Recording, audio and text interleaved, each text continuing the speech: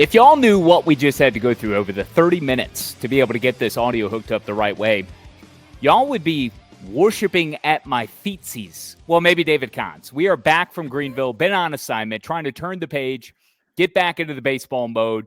Realized after the fact last week in trying to rush through podcast magic, but still hit every single note that was necessary after, what was it, weekend 3? I don't know. I've lost count. I think we've just finished weekend 4 to be able to provide the magic necessary while we were away covering women's basketball to still hit every key thought, theme, storyline. And we did so, but my mic was never truly connected. So it sounded like trash. I apologize, but we tried to rectify this. We got the new cameras going. That was one thing. We got the microphone connected the right way through my Focusrite, through my headset. Kahn, we're here. I'm exhausted from a long week in Greenville, South Carolina. That was extremely rewarding. It was amazing.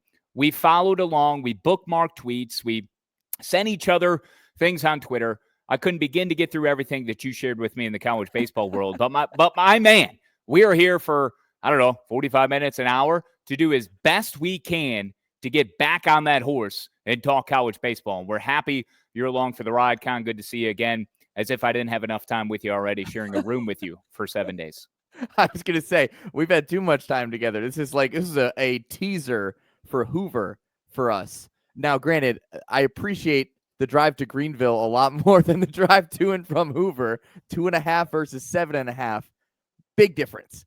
But we tried to stay on top of the college baseball landscape, but we were, ankle to neck deep in college basketball and the SEC last week. Phenomenal week. Was thrilled to be a part of the coverage for the first time. I know it's your third year doing it.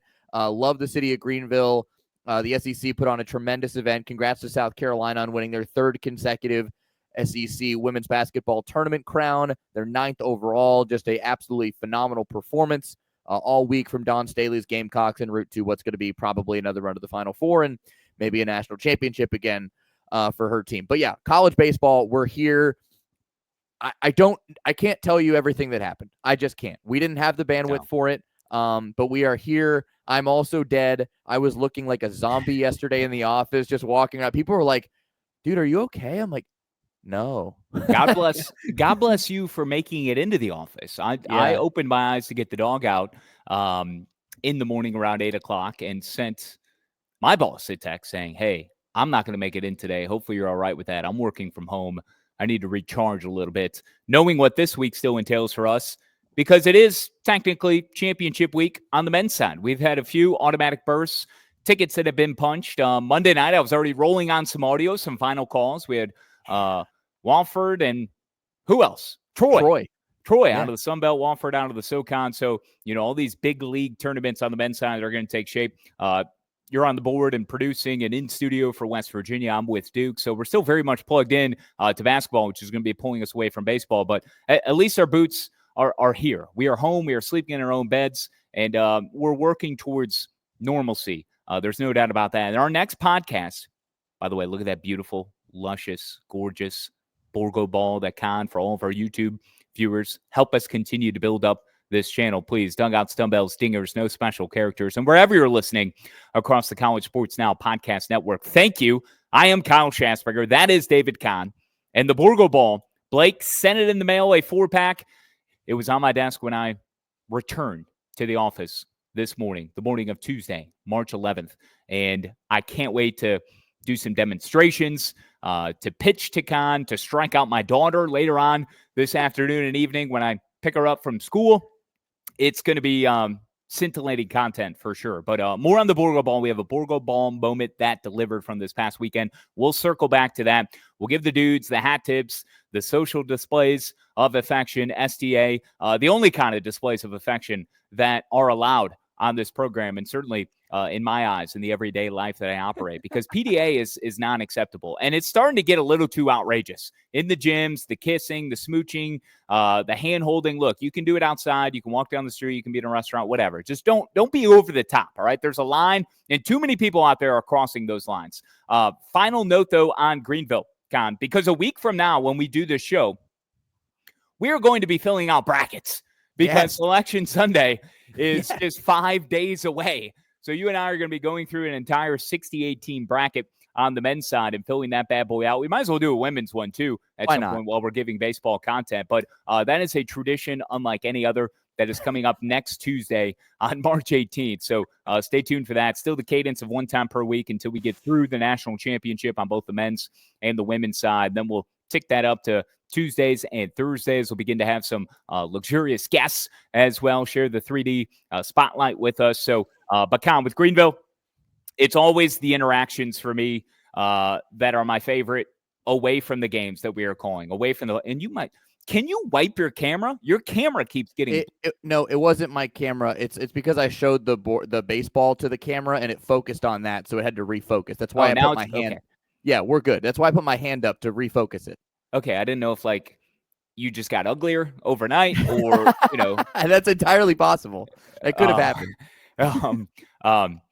The experiences away from calling the games, the moments before, in terms of the coaching interactions, the ringers that we get thrown through, in discussing, you know, high-level topics with coaches an hour before they step to the floor, and they got their game faces on, and, you know, I got the Kim Mulkey experience. I got the Vic Schaefer experience. You know, you were able to wet your beak for the first time in that mold where it was like prom night every day at the SEC Women's Basketball Tournament. But two, being able to break bread, the dinners, the lunches, the brunches, the time in the arena, the downtime, just grinding, and we certainly get to learn more about each other than maybe we ever wanted to, or, you know, get affirmation about things we already knew about each other. So pleasure to be back home. We'll do it again in Hoover, though, coming up at the end of May, as we are your SEC national radio crew for baseball. Kahn, me, Gabe Genovese.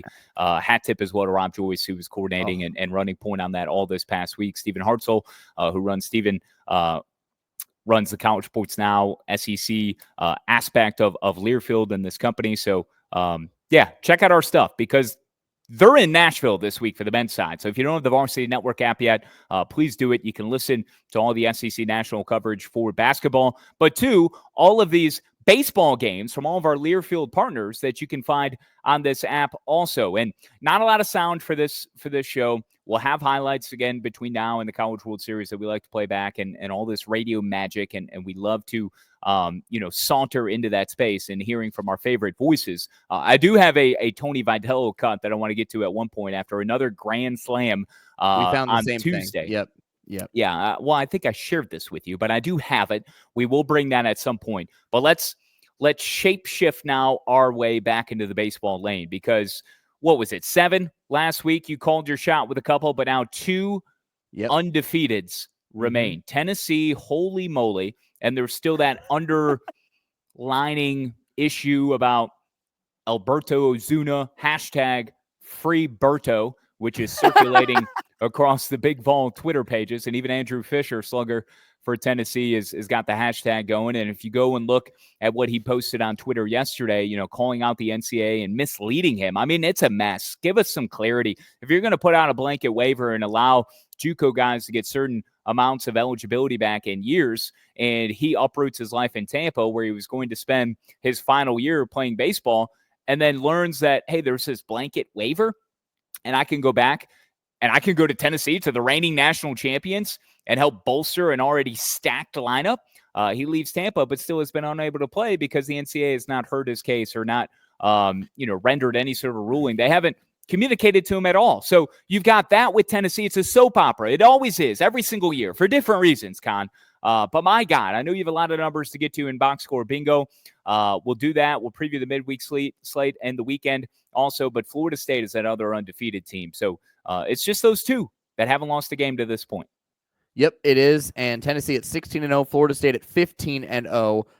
SEC play starts this week, though, for Tennessee, and it is not easy for the Volunteers to begin things, because they got the Florida Gators coming to Knoxville and Lindsey Nelson Stadium, 2 versus 7 this week for Tennessee's SEC opener. So we'll see, how long. I said last week that no team would be undefeated at the end of March, but I did say that Tennessee and Florida State were the most likely two to be the last two left standing. And what do you know? A week later, ba-boom, I nailed it with Dallas Baptist. They baptized the Sooners. Stanford not only beat North Carolina once in Chapel Hill, they took the series from the Tar Heels in Chapel Thrill, as it was called in the postseason. West Virginia did lose one game to Kansas State. Alabama lost to Presbyterian. And then Murray State lost 3 games last week, right after we were talking about them. So they're now 8-3. They dropped their weekend series. So they're all out of the undefeated column. Alabama 1 loss. North Carolina 2 losses. West Virginia 1. Oklahoma, I don't know how they did in the midweek. I forgot about them after they lost to DBU. But yeah, we got Tennessee, Florida State, Alberto Ozuna. Man, this is ridiculous because you read the whole thing and it essentially looks exactly like how you put it, where the NCAA said, hey, you can transfer with this blanket waiver and play, but you have to pull out of your program first before we'll give you this waiver. So he followed the instructions because according to what he said, the NCAA said you have to withdraw from Tampa. You have to go to another program and then you can get this waiver. So he did all of that. But now he can't get the waiver? Like, it's A, B equals C, and he did A and B, and now C is gone. I don't understand. I'm not really sure what's going on, and you're right. There's been zero clarity put out by this. He apparently won't hear back from the NCAA because they won't get back to him. So I'm just curious, like, what is the holdup here? If there was some communication from the NCAA in the offseason saying, hey, you can do this, what are they really not anybody who can pick up the phone and be like, hey, man, here's what you got to do? Like, do they not want this otherworldly hitter to play? Like, you're losing, you're losing fans because of this. I think the NCAA is just conveniently turning a blind eye to this now that it is at their desk, not wanting the rich to get richer, trying to have a heavy-handed hand in this to make an example, but they created this by not that they asked Diego Pavia to take them to court. That's not what they wanted or expected, but Diego Pavia did, the Vanderbilt quarterback, saying, hey, I've got some more NIL potential here because of my JUCO times. Let me get some more eligibility. He took them to court, and there was a swift ruling and movement, and Diego Pavia got lawyers to help earn him this additional opportunity. And what came of that was a quote-unquote blanket waiver for JUCO players to be able to not have that JUCO eligibility counted against them at the Division I level. So what Alberto Ozuna did here, following this groundbreaking watershed movement with Pavia, and I have so many additional questions. You'll even see on my .com a couple of weeks ago, I put it as like quote-unquote hopper topics or whenever we have more time for this, how this is going to impact roster sizes, because we already are dealing with the impending $2.2 billion House settlement that is going to pay athletes and the scholarships that are going to be at hand. Is the SEC going to have a 35-person, scholarship and be paying all 35 of their baseball players? Is it 40? What is the number, and how many sports are actually going to be, how is the money going to be distributed sport to sport at each university? There's already those questions. But when it comes to recruiting and recruiting classes and dealing with the transfer portal and then the money that can be used, and then you throw in all of a sudden these guys who might have 2 years or an extra year who played at JUCO, and you've got to shoehorn them in. What does that do to push out freshmen and incoming recruiting classes? And how does that factor in? I mean, it is a headache. But for Ozuna, my biggest thing of what I land on, by the way, the word of the day is elucidating. Okay. Okay. Okay. What does it mean? It means to shine a light upon, to bring clarity to. Okay. All right. To explain. Now, this is the exact opposite of what's going on here with Alberto Ozuna. Okay. But I am seeking for the NCAA to provide, an explanation. At the same time, this word has been chosen, though, Kahn, because this past weekend has explained a lot, right? Not everybody has their vulnerabilities, except for Tennessee and Florida State. I think maybe could have lost to Lipscomb if they didn't can that final game. But still, Tennessee's a runaway freight train. However, we learned so much about Stanford being a contender in the ACC. We learned that Texas Tech is indeed a fraud at 3-11 and an RPI of 124. We learned that teams like Texas A&M and Virginia, the preseason number 1 and number 2 teams, were overrated. we are continuing to learn all of these things. It gets real this week as conference play steps up in earnest in the SEC, and we'll go through some of these gargantuan matchups. But to elucidate, to be elucidating, to explain, to shine a light upon, all of those things are true with what we learned from this past weekend, except in the case of Alberto Ozuna. And this is blasphemy. This is borderline tragic that this kid did all of the due diligence necessary, right? And that's the thing, Kahn. And that's what he is crying about. Not physical tears, but what he is trying to bring to people's attention on social media, and this was circulating late on Monday night, is look, why? I did this. I did what you asked. Why am I not getting any answers? Why are you not taking my situation more seriously? And I feel for the kid. I mean, none of us know all the specifics, but the look is pretty bad for the NCAA. And by golly, is that a surprise? I mean, when have they haven't done much of anything right? You know, the NCAA has come under ire by everyone. And you spoke with the most powerful man in college sports this past weekend in Greg Sankey. I mean, that guy's making more than $4 million a year. He should be the commissioner of college sports. He should be the czar, if anyone. Man, that'd be great. And I know he is very much hated by those outside the SEC, and I could understand why, because of the power the SEC wields. But, you know, let's look at everything he's done for the conference and television deal rights and facilities and all of the stability that he's brought and continued to enhance upon on the football side. But it's hard for me to argue anything he's done, you know, with the NCAA would be as, I don't know, reckless as the NCAA's inability to make a move and instead remain silent during times like this. Like, you think a Greg Sankey is going to remain silent if he's calling the shots? So he's not. And also, he could step up now as the commissioner of the SEC, and he probably is. We just haven't seen it yet. He is probably fighting for Alberto Ozuna as we speak. We just haven't seen an outward statement put out because right now there's so much basketball going on that there's too much to focus on right now. But I imagine he is behind closed doors. He or one of the members of his staff is trying to get this thing resolved, because why would he not want a absolute masher of a hitter in Alberto Ozuna to play for Tennessee, the defending national champions who are on their longest winning streak to start a season in program history at 16-0. And the other thing that I don't even know if you touched on this, Alberto Ozuna brings up the fact that not only was he going to Tennessee to get his own bag for NIL, he was going to get money to help out his family. Like, this guy was doing it not just for himself, but unselfishly looking to use his brand and the brand of, you know, being good at college baseball and playing on the national champions to collect money to help out his family. So the NCAA is not only not allowing him to play, they're restricting him from getting opportunities that are now afforded to every player in college baseball, every player in college athletics. Hell, high school athletes are getting NIL, but he can't because he's not eligible for a roster. Like, this is ludicrous. Diego Pavia did it for the money. He did. He admitted it. Look, it was NIL potential, and that's the same with Ozuna to an extent for Alberto. To help his family, as you indicated. Now, people can try to go scorched earth on that and come up with their own theories, and there's plenty of haters out there. I mean, just go on Twitter, go on X. But the facts are what I care most about here. And the facts are Diego Pavia was able to get a ruling to grant him another year of eligibility, the quarterback for Vanderbilt, after an awesome year for the Commodores.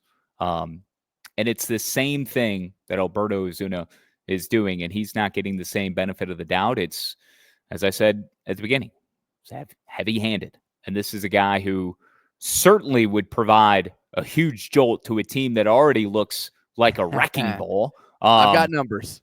But they don't even need him at this point. What I love most about Alberto, though, is, you know, he's playing bat ball. I saw some of the videos from this past week. He's playing bat ball. He's picking up the bat. He's got a big smile. He's there. He's in uniform. He's in the dugout.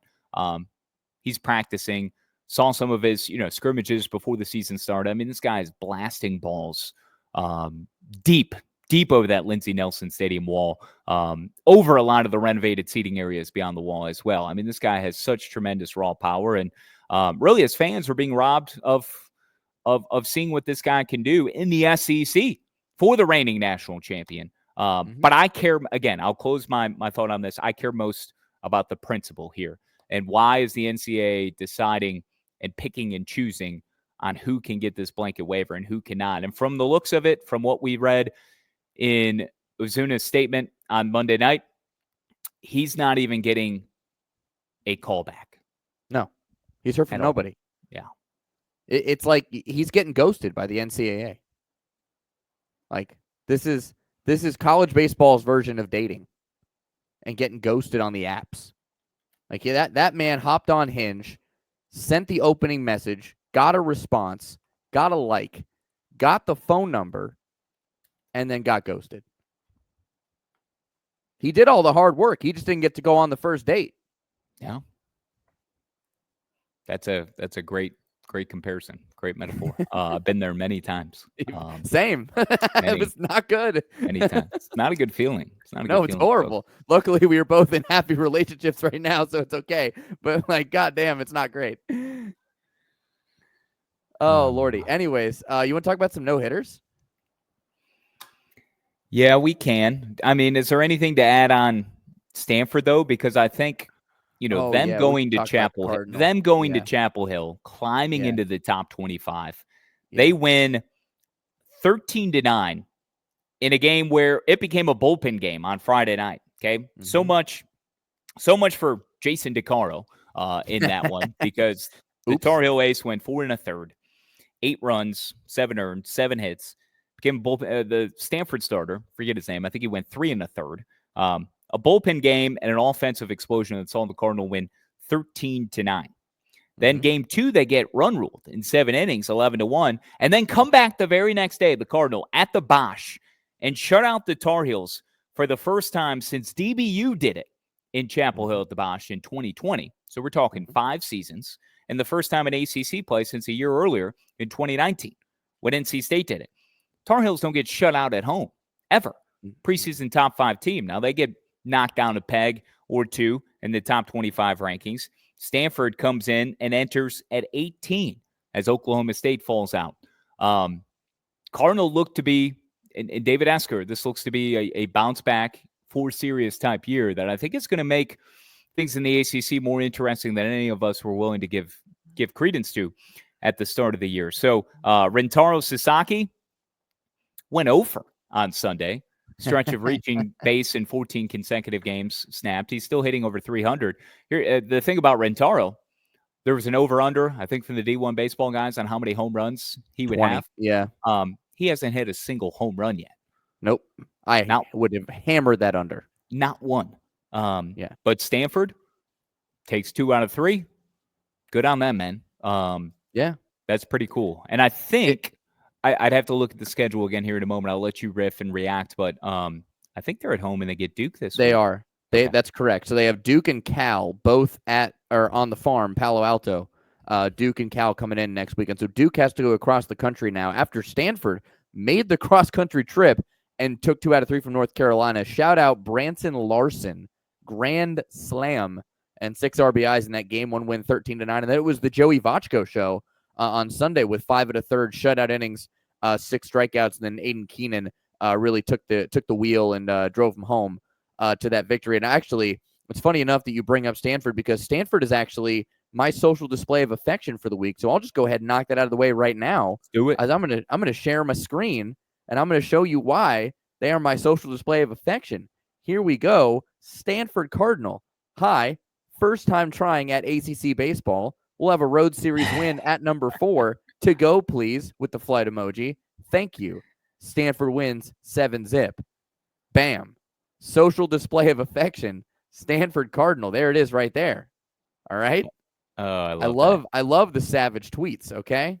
Give me all the savage tweets. I'm here for it. So there's my social display of affection knocked out of the way nice and early. But yeah, great job by Stanford to come out and do that. They're set up very nicely now to dive deep into ACC play with Duke and Cal coming in the next couple of weekends. And like you said, like we're locked and loaded. Things are happening. The carousel is turning. A&M and Virginia are on the longest drop from the top of a roller coaster I've ever seen. I mean, Virginia lost to Boston College. They lost a series to BC. They're 1-2 in their last 3 series. Yikes. It's not good. Texas Tech, you brought up 3-11. They got swept by Grand Canyon over the weekend. Death, taxes, and talking about the Lopes messing up somebody's season. That's just what happens in college baseball. I mean, we're here, baby. All right, we are here. College baseball is getting weird, and I am here for it. Man, Tim Tadlock, you're just not accustomed to this. And maybe it's been a slow, steady decline the last couple of years, because I've stopped putting them in my 8 for Omaha in the preseason for at least a couple of years now. But before they were, automatic. As was Stanford. You would not want to go to Lubbock for any reason other than, to maybe throw a tortilla on a football field or a basketball floor. But not for anything else. If you're not, a Red Raider. But Tim Tadlock's boys, whew, I mean, I don't see it getting better. They don't have a guy nobody has more than 5 home runs, so they're lacking in power. Some of the games they've lost, it's just an extremely disappointing. They got swept by Carolina to start the year.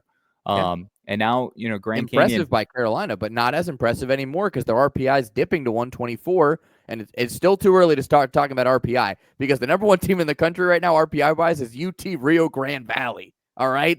That's the number 1 RPI team. Too early to talk about RPI. But still.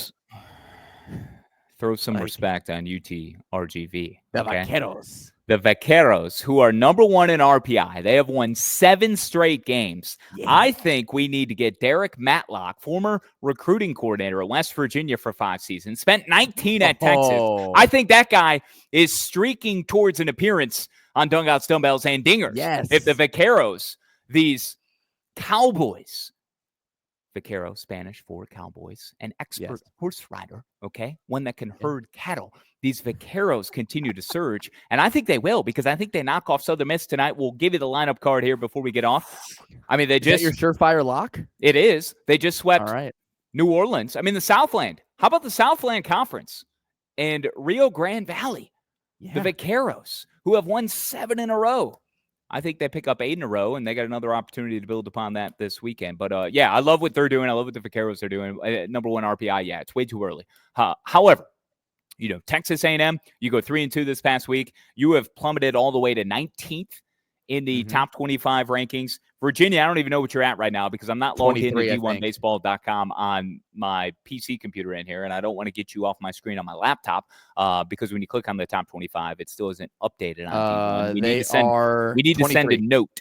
Okay. All right. We need to send a note to get them to update that when you click on it. I don't have to click on the actual story, which I must be a subscriber to. However, we encourage all of you to subscribe to D1Baseball.com. Certainly, in tandem with us, you get so much content, and so much of the nitty-gritty can be found by those guys. So we certainly applaud what they do. We wouldn't be able to do what we're doing here. So, Texas Tech, A&M, Virginia, ouch. Tennessee, we know how good they are. We'll have some more notes on them here in a moment. Should we give our Borgo Ball moment that delivered? Is it time? Yeah, that's a good way to slide into the no-hitter segment. I actually have the video pulled up, so let me share my screen. And I'll let you break it down though, Schass. So let me bring this up, and you let me know when you're ready, and I'll hit the play button. No audio because it was not great. So that's okay. Yeah. All right. Mute the audio. All right. You ready? Break this bad boy down. All right. So the Borgo Ball, we have our Borgo Balls in studio, which is amazing. The Rays teams mimic a real live baseball, just revolutionizing the indoor baseball game. You can see I got a little knapsack that was delivered here today. Just beautiful artwork from the Backyard Baseball Bros. Go to backyardbaseballbros.com. They sell them in 4-packs, all right? They're taking orders now. Rays seams. It's beautiful. It's a foam indoor safe ball. Nothing will break as long as you don't hit it at the wrong thing or maybe knock down a picture frame that goes tumbling down the stairs. But trust me, see those guys on Instagram, Backyard Baseball Bros, some incredible videos. We're talking about millions upon millions of views. You can see the true demonstrations of these things live and in living color. And the Borgo Ball moment that delivered from this week comes from none other than Drew Horn, who threw the 5th no-no in MTSU history. Is this the final out? We're watching on YouTube here. Oh, a diving catch, too. Yes. Straight Superman sprawling on his belly.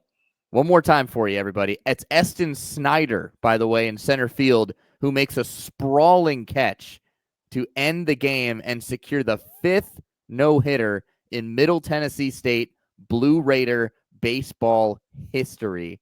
Amazing way to end the game. Eston Snyder there, right there. Drew Horn, 13 Ks, a career high against the Oakland Golden Grizzlies to complete the Blue Raiders sweep.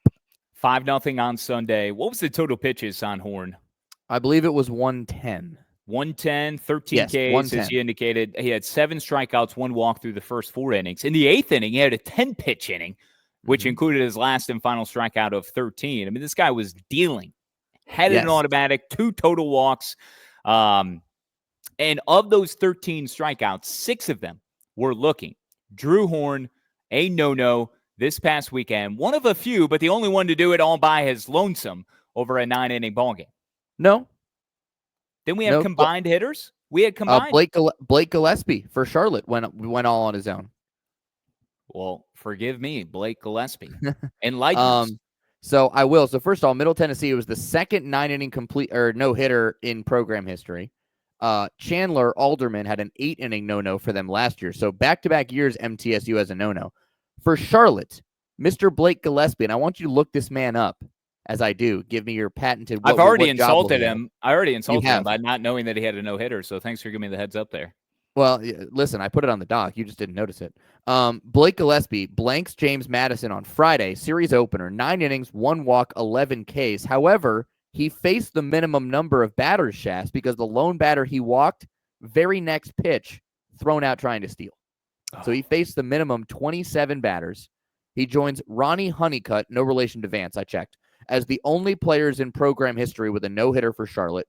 Ronnie's no-hitter was 1987 against UNC Asheville, and even cooler, it's the first no-hitter complete game that Charlotte's head coach, Robert Woodard, has ever seen coaching 15 years at the D1 level.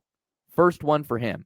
Blake Gillespie locks it in. Second one ever in Charlotte's history for a no-hitter.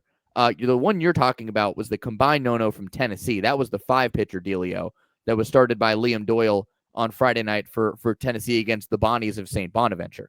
You included, this is where I'm pissed at you, because you included them all on the same line, Tennessee / CLT / MTSU. The only one I knew, because I knew Tennessee was a combined no-no. I had no idea the background of the Charlotte one, so I'm glad you can educate all of us on that one. So tell me about the Volunteers behind Liam Doyle. Yeah, so the Volunteers won 12-0, 9th no-hitter in program history, a 5-pitcher combined no-no. Liam Doyle's on another level this year. Holy smokes. He goes 5 2/3, strikes out 13. Here's how his game went. Walks first batter, retires 17 in a row, walks next batter, taken out. That was his outing. Walk, 17 outs, walk. It's amazing. So he goes 5 2/3, 13 Ks. Tanner Franklin, Brandon Arvidsson, Braden May, Michael Sharman tossed the final 3 1/3. Vols hit 4 homers. It's their first no-hitter since Jeffrey Terrell in 2002 against Bowling Green. So 14 years between no-nos. Tennessee gets one. Them and Charlotte on Friday. MTSU caps the weekend on Sunday. After Middle Tennessee State had a walk-off the day before against Oakland. So, great stuff. That's crazy, yeah. The no-hitter ruled coming on a weekend at number 4. Again, our Borgo Ball moment that delivered thanks to the Borgogno brothers, Blake, Brett, Ty, and Tatum. Check those guys out, the Backyard Baseball Bros at Backyard Baseball Bros on Instagram, backyardbaseballbros.com. They're taking orders now, okay? 2,000 balls have already dropped. 500 orders have already been out. We've got one of them. We got the final. We got the 500th and final of their first order, okay? But you want to get your hands on those Borgo balls. There is no doubt. We're going to take a break. We'll come back. We got box score bingo, and then we'll run through the lineup card still to come. Any remaining hat tips, dudes, and STAs when we return here on Dugouts, Dumbbells, and Dingers. College sports fans now have access to hundreds of weekly podcasts that zero in on the college sports world.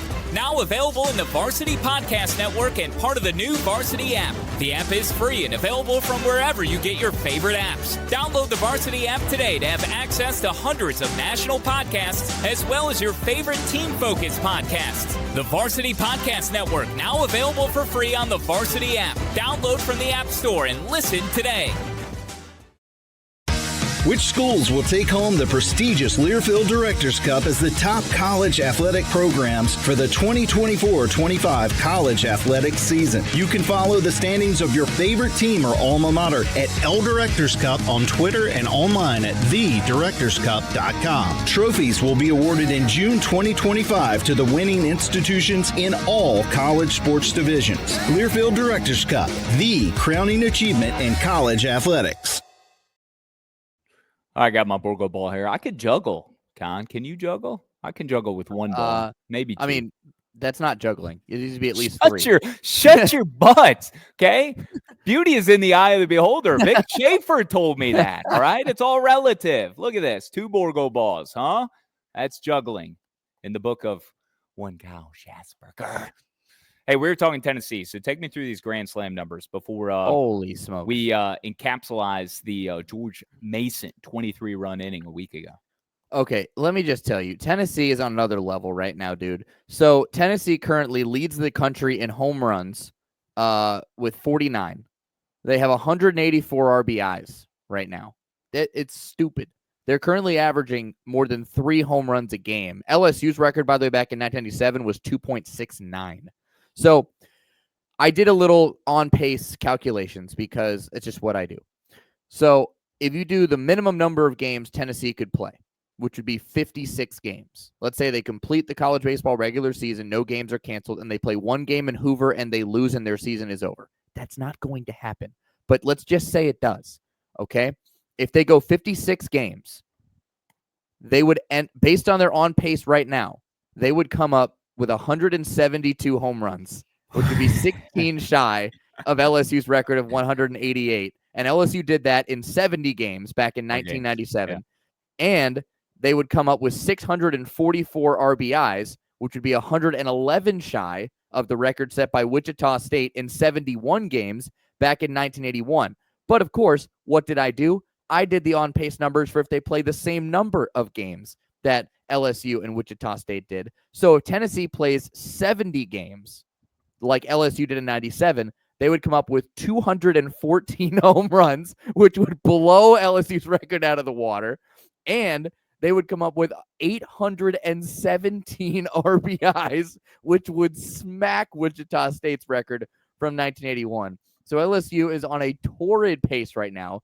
And if you want to go even further, they've had 8 Grand Slams in 16 games. So that's 1 Grand Slam every 2 games. They're not going to keep that pace up. But if they did, and they played a 56-game season, they'd have 28. Duh, just divide by 2. And if you play a 68-game season, which is what Arizona did back in 2003 when they set the record with 14 Grand Slams, Tennessee would have 34 Grand Slams. It's not going to happen. But just looking at the numbers of what they're on pace for right now is sick. I mean, it's awesome. Like, they're hitting a Grand Slam every 2 games. That's crazy. Arizona State 03, right? Is what you Arizona said? 03. Arizona it was? Okay. Yes. I wrote down Arizona State, so you checked my math there. But 68 games it was. Yes, they hit 14 in 68 games. And the LSU's number 1 in the country. Tennessee's number 2. Tennessee has 8 in 16. Yeah. Amazing. Including 3 against Radford on Tuesday night. Yes, 3. And you think Tony Vitello would be happy with a 22-7 victory over Radford that featured 3 Grand Slams? No, he's fired up about something else afterward. In that case, I hope he was all right. And you know how I feel about our fans. I wouldn't be standing here if I didn't think they were A+ and arguably the best in the country. But I think next time the guy risks his whole face running into the wall, it'd be good if he'd get a good ovation that next at-bat. Standing would be ideal, but just a good ovation that next at-bat because he literally has risked life and limb. And I know a lot of fanfares come with that, but just on that particular occasion. He's talking about Hunter Ensley, of course, and we've seen that on full display in the past, most notably in Omaha, en route to Tennessee's national championship last year at the Chuck Box. But, Hunter Ensley, apparently, I didn't see the video, apparently had a superb, spectacular catch, risking his life in every limb, as Tony Vitello put it, in that Tuesday night game, and wasn't enthused that Ensley didn't get a proper ovation when he came up to the plate. And I was going through, oh, you got to love social media. I was going through some of the mentions and replies because you get opposing fan bases that just pull out folding chairs and just set up shop and pay rent in some of these, content-driven things that are for one team, but all the haters will get in there. And, a lot of people, he's definitely going to be coaching Arkansas. It doesn't matter if Tennessee fans just learned about baseball 3 years ago, like stuff like that. It's just had me dying and laughing because they're inside those fan bases inside the league, man. They absolutely hate each other. So, but I think Tony's right. He's got a point. So, come on, Tennessee fans, get behind Ensley if he makes a great defensive play. How can you not? You have a freaking documentary out about the guy. Yeah. You have literally a documentary called Hunter. How are you not behind this man? He won you a national championship. That's what he does with the baseball. He hunts it. And he snares it. Yes. I also have some more numbers, by the way. Not on Tennessee. But I want to talk about the guy we both completely slept on and should have talked about when we did our preseason prognostications. And that is the man, not a myth, but a legend, Justin LeBron of Alabama. Yes. Okay? Yes. Because this man is performing acts of God right now, all right, with what he's doing with a bat, okay? Just let me put these numbers out here for you into the ether. He has 11 homers, nation leading, in 17 games in 66 at-bats. So he's hitting 1 home run every 6 at-bats, which is basically every 1.5 or 2 games, depending if you get 3 at-bats or 4. He's currently on pace. If you go 56 games, again, just like I did with Tennessee, he's currently on pace to hit 36 home runs, one shy of Charlie Condon's BB Core era record last year, and have 142 RBIs. He already has 6 games with 4 or more RBIs. Now, if you remember, Schass, we brought this man up last year. Let me take you back to 1985, Oklahoma State's Pete Incaviglia. Remember him? Yes, Incaviglia. 48 homers, 75 games, 143 RBIs. So what do I look at? The on-pace calculation for Mr. LeBron in 75 games would be 49 homers, 1 higher than Pete, 190 runs batted in, which would crush Mr. Incaviglia's record back in 1985 by 47. So we'll see what happens. I don't know if he's going to do that, but still, it's pretty impressive. He would be one of 6 players ever to have more than 36 home runs if he does cross that threshold. Charlie Condon was the 5th last year, along with Lance Berkman in 97, Steve Hacker in 95, Jeff Ledbetter in 1982 for Florida State, and then, of course, Pete Incaviglia. So we'll see. I'm sharing right now. Are you seeing Justin LeBron's player page? I am, yes. On YouTube? Okay. This is the first time the host, the creator of the studio is doing it. So I can't really see unless I got multiple windows or screens. I see it, though. It's looking great. 6'2", 180. Beautiful man.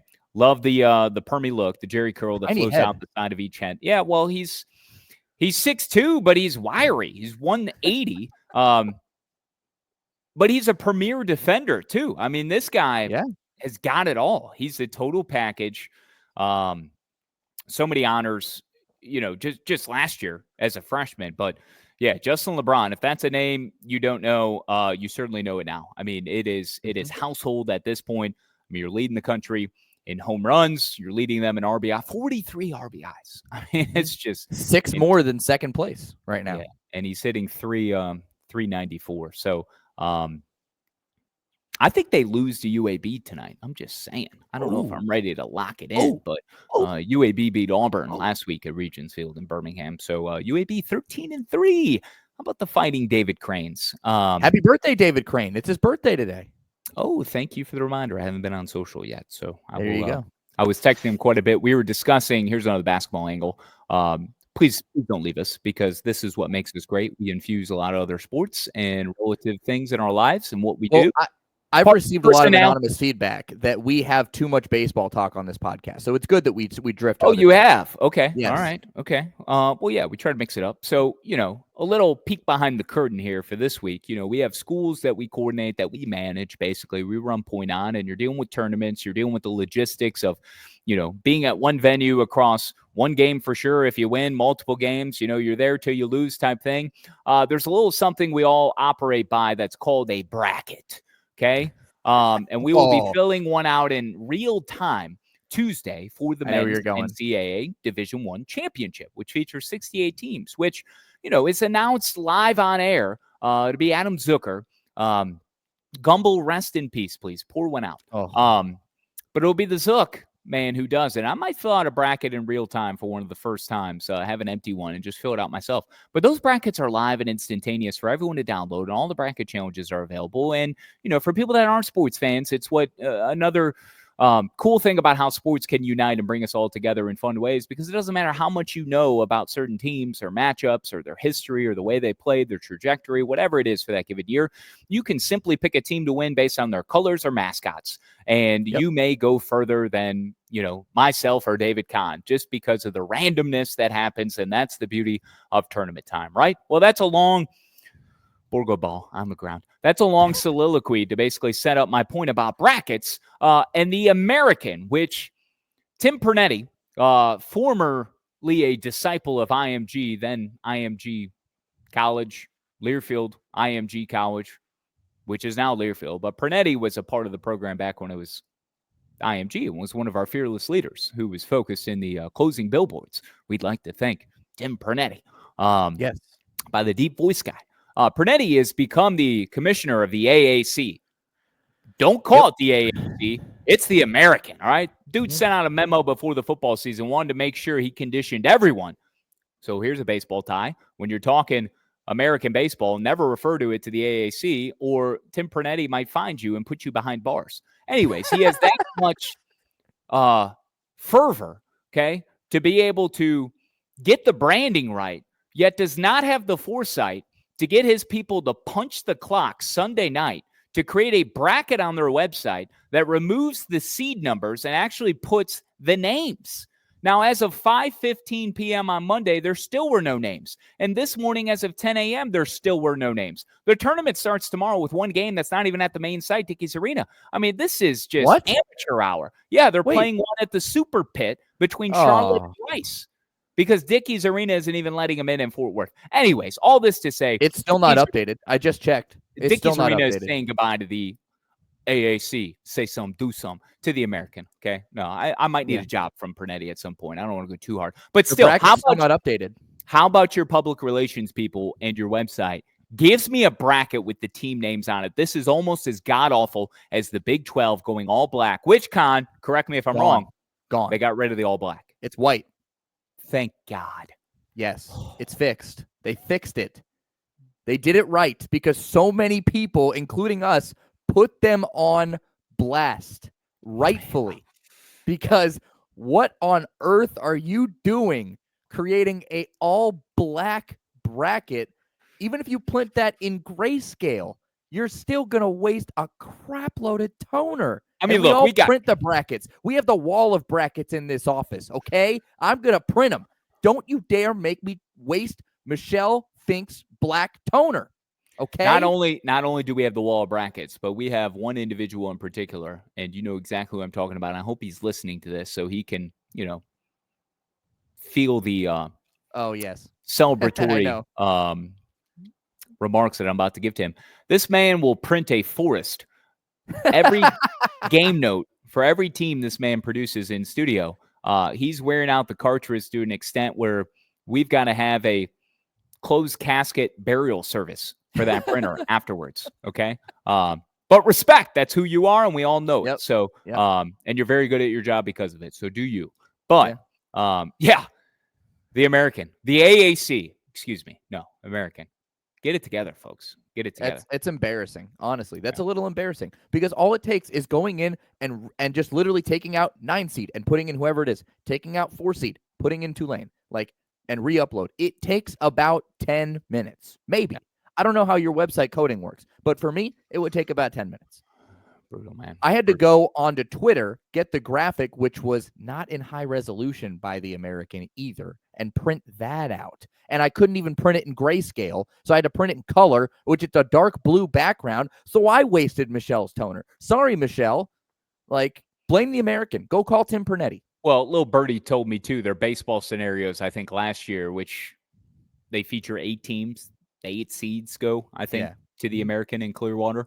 Yeah. Well, there was a scenario where, Charlotte thought if they won 1 game on the final weekend, they'd be in. And then the SID was crunching the numbers all night long and determined that, no, that wasn't the case. And the league officials were like, oh, yeah, good catch. Good catch. I mean, they didn't send out basketball tiebreaker scenarios. Yeah, the league was thankful that the SID actually spent the time for Charlotte to find out that Charlotte wasn't even in the tournament, as most of them had thought they were. So, no tiebreaker scenarios for this past Sunday. Good on your Green Wave, Kahn, for getting a double bye to the quarterfinal round. A 4 seed, miraculous stuff. David Crane, 3 seed UAB, used a number 2 pencil to create his own little bracket and sent me a picture on a piece of paper that he is going to be bringing with him when he leaves for Fort Worth tomorrow following tonight's Alabama and UAB baseball game, which you can find on the Varsity Network app. Please download it. Live college sports in the palm of your hand. You can get the Alabama feed or you can get the UAB feed. I did hit up Roger Hoover to discuss Justin LeBron when we were in Greenville last week. Another one and done for the Hoove. And he's like, yeah, man, that guy's otherworldly. I mean, a straight dynamo, a unicorn of all unicorns. So going to be a lot of fun watching him. Can't wait to see him in Hoover for sure. And I think Alabama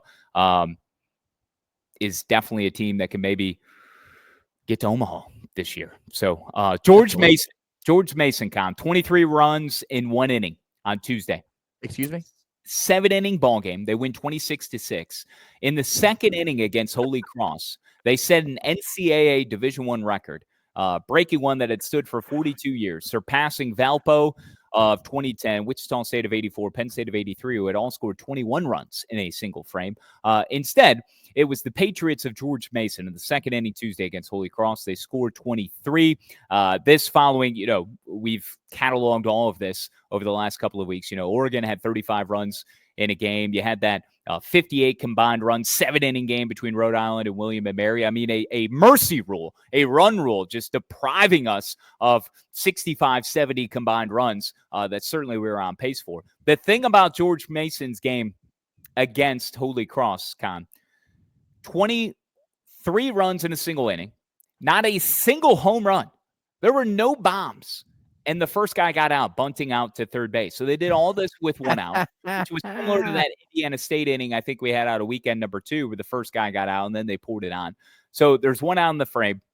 19 straight batters then reached. 5 pitchers were used, 3 relievers for Holy Cross, delivering 87 pitches to record 1 combined out, while 2 surrendered a combined 10 runs without getting a single out.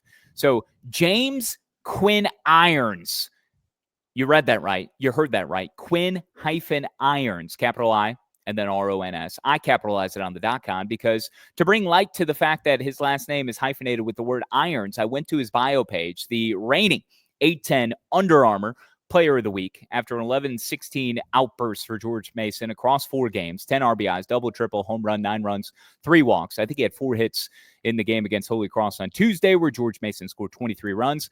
But Mr. James Quinn-IRONS needs to be the first selection. I don't know if we've opened our account yet with the All Schass squad. However, he should be first there because among his hobbies is pumping iron and lifting weights. Oh, all right. He's added. I put him on there. You are what your name is, good friend. And James Quinn-IRONS epitomizes what his hyphenated last name is. Maybe my favorite hyphenated last name in all of the world right now. James Quinn-IRONS. All right.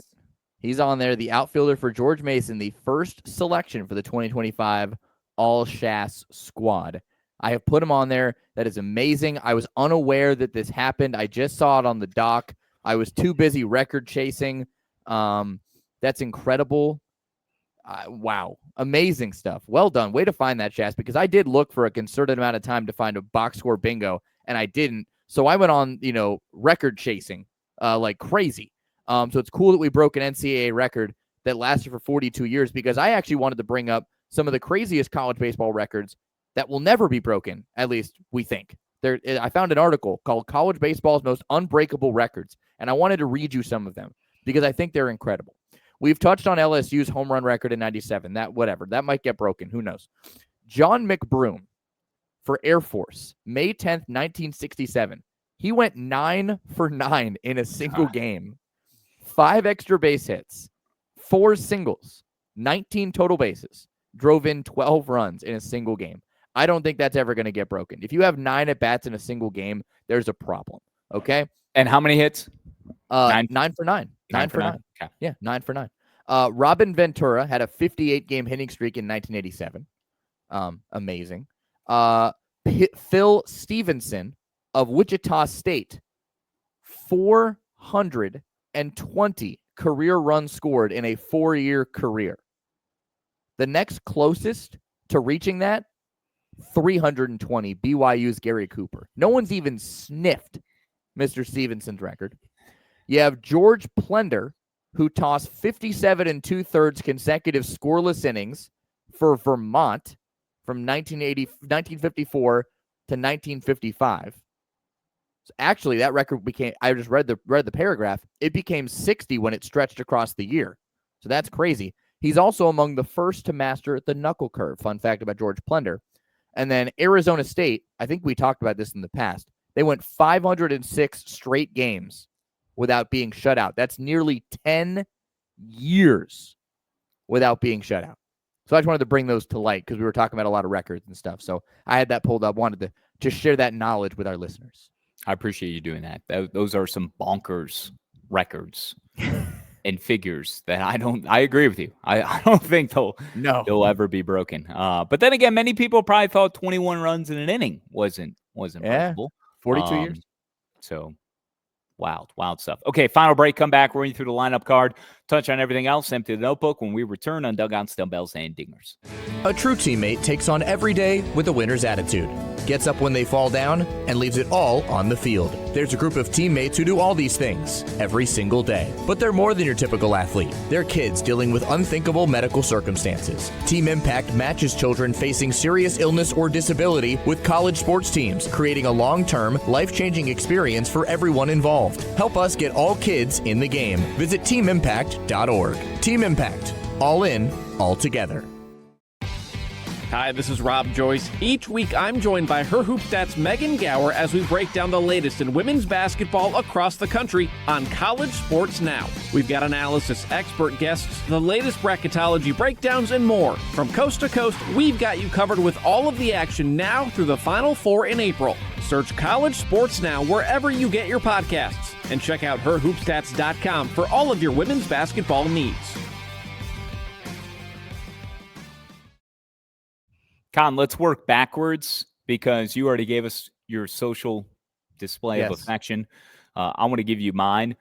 Since you've been gone, another Wake Forest content banger with the Digs team. Follow them on Twitter, on social, Instagram, wherever you do if you haven't already. Just beautifully choreographed, scintillating content, matched up to the beats of one Kelly Clarkson. Just how can you not be romantic about baseball? And Wake Forest baseball players they look so fun. I mean, they just always have a smile on their face and a glimmer in their eye. Like every time they're wearing that uniform, it's the greatest thing to ever be draped across their body and nothing will ever overcome it. I mean, that's the vibe that I get from Tom Walter and company. And Tom Walter, your hat tip, my friend, give it to me. Yeah, 900 career wins for Tom Walter. He hit the mark finally this weekend. Wake Forest swept Notre Dame to begin ACC play, 36 wins. Tom Walter, 900 career wins as a head coach. Amazing for Tom Walter, who, by the way, has one of my favorite pregame rituals of any college baseball team. He hands in the lineup card, shakes hands with the umpire before he's going to scrutinize him the entire game, and then shake hands with the opposing manager. And then he turns around and runs and hops into the Wake Forest circle, and they go, ho, ho, ho, ho, ho. And then they get going. I love it. Every time, I can't wait for it. It's awesome. He's a man of the people. He's a man of his team. Congratulations, Tom. 900 and counting. Love to see it. Can't wait till you can see you get to 1,000. Yeah, my My hat tip is the walk-off cycle, which just hits different. We saw it with UCSB and Latrey McCollum over the weekend in a sweep of CSUN in the finale, 10-9 win after a 2-run bomb. They're down 9-8. He hits the home run to cap a cycle for the Gauchos, first in 28 seasons for UCSB. Only 2 RBIs came off his bat on that final swing of the ball game across the cycle. He's hit by a pitch, a couple of stolen bases as well.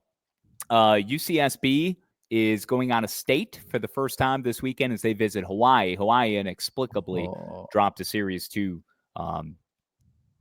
Riverside, UC Riverside this past weekend. What?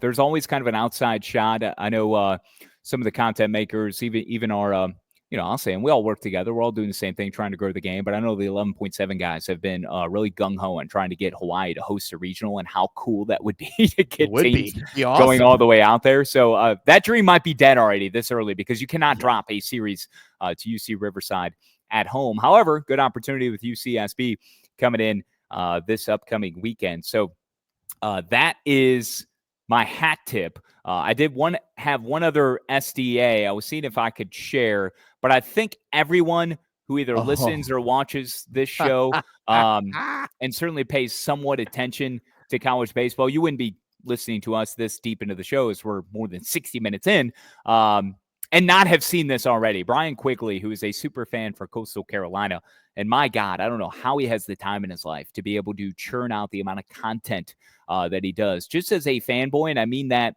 with all respect, because he is, but he is plugged in and has certain access, and he caught and recorded his television and tweeted out, quote, one of the greatest moments in ESPN Plus history. In fact, the language was, quote, to be specific, the greatest moment in ESPN Plus history, end quote. And yeah, couple of babes, couple of beautiful honeys at the ECU baseball game as Coastal Carolina was there. Some Sean's fans, a couple of them taking selfies, and a butt selfie was caught during this little stretch. And Patrick Johnson, I think is his name, who does the TV ESPN Plus stuff for a lot of ECU. He's caught reacting to it, saying selfie time. And yeah, just incredible. And the amount of amplification that this video got, it was insane. So, Kahn, you fix your microphone. I'll continue to riff. You might go off microphone for a little bit, and if you do, that's okay, because I'm on power saving mode. I'm sorry. I have the video. Yeah, my Focusrite keeps coming unplugged for no inexplicable reasons right now. I have the video pulled up. It's okay. Don't get angry. We don't got time. People will find it. It's fine. All right. If it's fine. People have seen it. Okay. But yeah, that was incredible. That grows the game, folks, on ESPN Plus. That definitely will help grow the game. So to the 2 smoke shows of Coastal Carolina that were at the ECU baseball game, thank you and God bless, because you are they doing came in the booth. They did come in the booth. You are doing the Lord's work in helping to grow the game of college baseball. What else for me? You've got your hat tip. You've delivered that. I have another hat tip, actually, by the way. Okay, it's like a hat tip dude combo. So let me slip this in here, because I want to talk about my man Brody Kresser, all right, for West Virginia. All right, yeah. He's taken over for JJ Weatherholt, okay, who's now at the Cardinals, 7th overall pick. He got a major league invite to spring training, whatever. Brody, he's gone, dead to us, because we only focus on college baseball, even though JJ's amazing, great kid, love him. Brody Kresser, though. So West Virginia was playing Kennesaw State this past weekend in Morgantown. Brody Kresser got hit in the face. He broke his nose in game 2 on Saturday. All right. 13-9. They lost to Kennesaw State. So, yeah, Brody breaks his nose because he gets hit by a pitch. And then he comes back in the next day in the series finale against Kennesaw State after breaking his nose, goes 3 for 5 with a dinger and 4 RBIs. Amazing. That's you know who would love that? Rob Vaughn. Yeah. Toughness being demanded of you, and how you react, certainly in those times when the world is caving down around you. I'm not quoting Rob Vaughn there specifically. I've got filed away in another chapter or cabinet of my brain. However, We talked about that a couple of weeks ago. So, yes, it's super cool. Love that. Total tough guy. You had another one from ECU and Coastal. Your dude is Ethan Norby. 19 Ks on Friday over 7 1/3.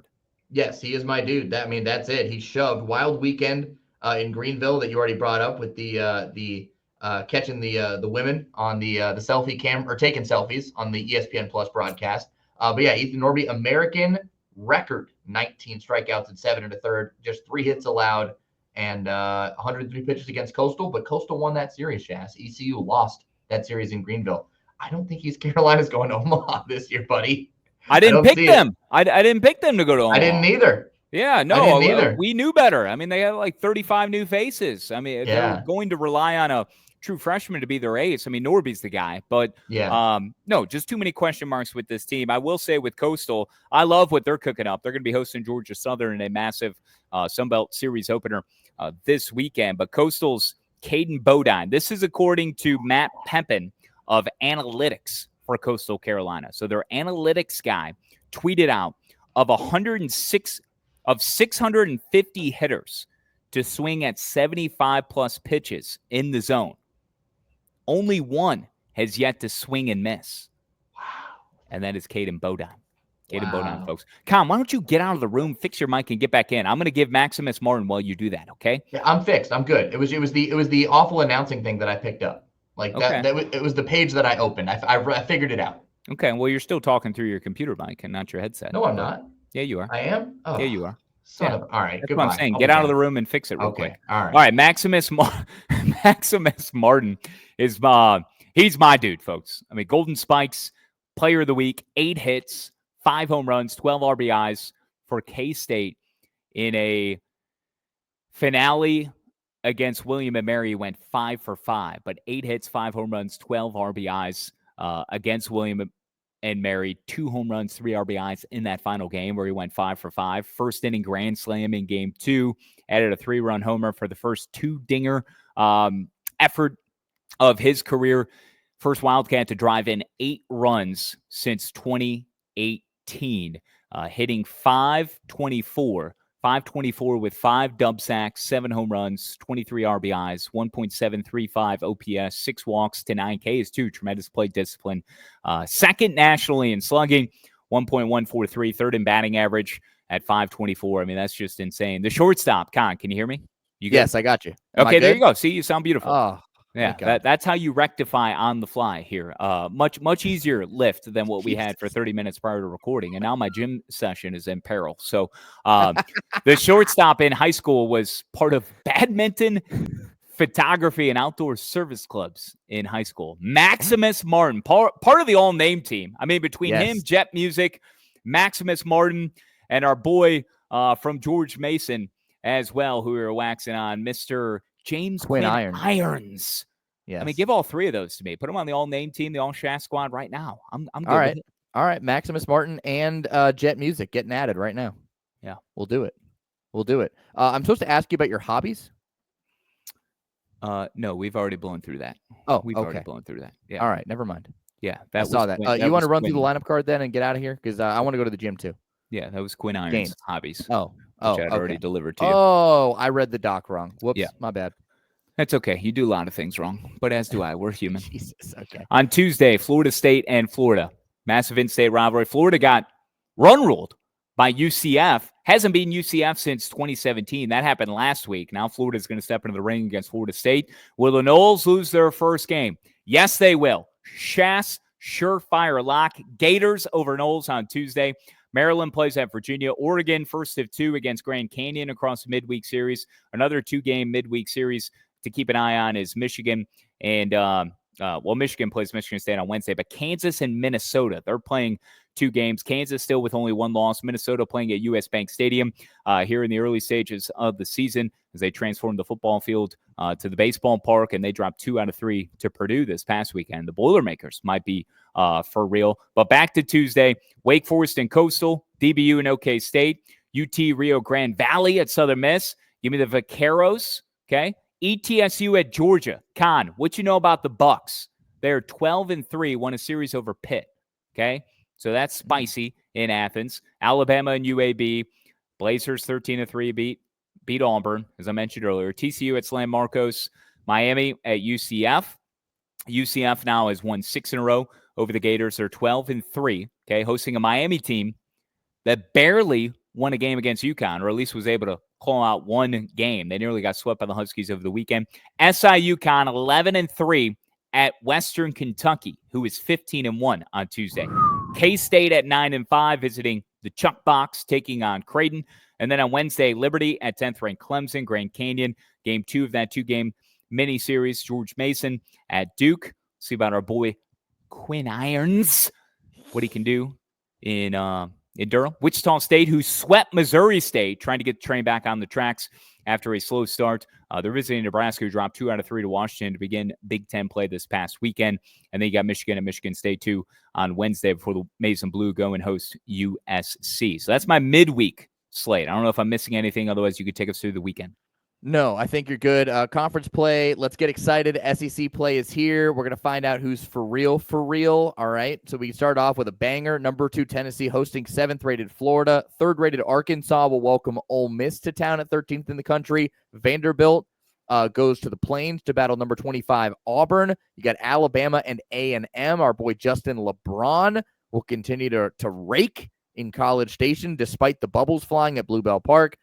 In the ACC, you've got UNC at Louisville as the Tar Heels try and rebound. You've got Oregon State going to Grand Canyon, who's coming off that sweep of Texas Tech last week. And then Big 12 play also starting. Oklahoma State hosting West Virginia. Arizona State visiting TCU. And a couple more to throw on there to close it out. Hawaii, we already brought this up. Number 6 RPI in the country for the Rainbow Warriors hosting UCSB. And our boys UT Rio Grande Valley, the Vaqueros, hosting Nichols, the number 1 RPI team in the country at 11-2. They're hosting. Vaqueros. Okay, remember, Dugouts, Dumbbells, and Dingers, grilled, presented, delivered, served up by Baseball Barbecue. Go to baseballbarbecue.com. We got a code 3D-20. 3D-20. Perfect for casual fans or serious grillers. Fun, functional Baseball Barbecue products, licensed collegiate merchandise. You'll see it all there. Perfect ahead of grilling season, there's no doubt. And I know there's already some grilling going on in certain parts of the country. So go to baseballbarbecue.com. Support us, support them. Get 20% off your purchase by using the code 3D-20. 3D-20 at baseballbarbecue.com. Kahn, have I missed anything? No, I have 2 final things really quick. First one, the regional rundown is back. It's coming back. We have approval. It is alive. We're doing it again. Get excited. More details to come. NCAA Baseball Regional Rundown, Varsity Network app, possibly more. We'll see. It's coming back. All right? Just get excited. It's here. It's here to stay. Also, I'm going to leave you with this, Schass. If you want to play the close right now, you can. Because I got asked by one Corey Glore, who won the award in Greenville for the palest broadcaster with glasses after looking at this photo of you, me, Gabe, and Rob Joyce. Yeah, he brought this up. He brought this up to me yesterday, and I was ready to punch him because the lighting is bad. I'm the one that tans and takes care of myself. Maybe it's definitely not you. Maybe he should look at the photo with Steffi Sorensen and Rob Joyce courtside. By the way, Steffi, a majestic creature in her own right. Love you, Steffi. Appreciate everything you were able to provide to our weekend coverage of the SEC Women's Basketball Tournament this past weekend. I'm loaned from ESPN and the SEC Network, so she was awesome. All right, we're out with like a bear. Jared Jones. I don't know if you saw that on 20. Oh, my God, Bear Jones. LSU number 1, Tennessee number 2. I'd take the Vols at this point, but we'll come back to the table next week on Tuesday. Bye.